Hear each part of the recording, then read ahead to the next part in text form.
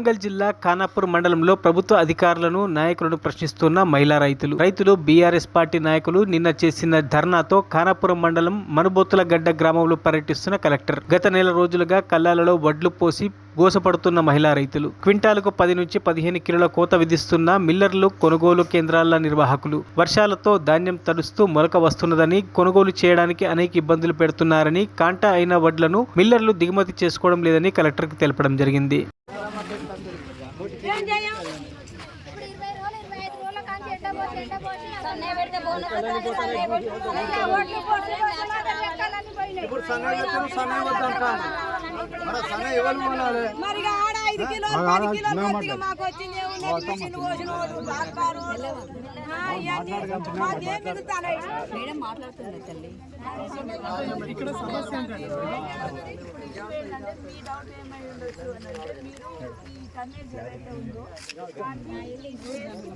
మరిన్ని అప్డేట్స్ కోసం మా ఛానల్ని సబ్స్క్రైబ్ చేయండి.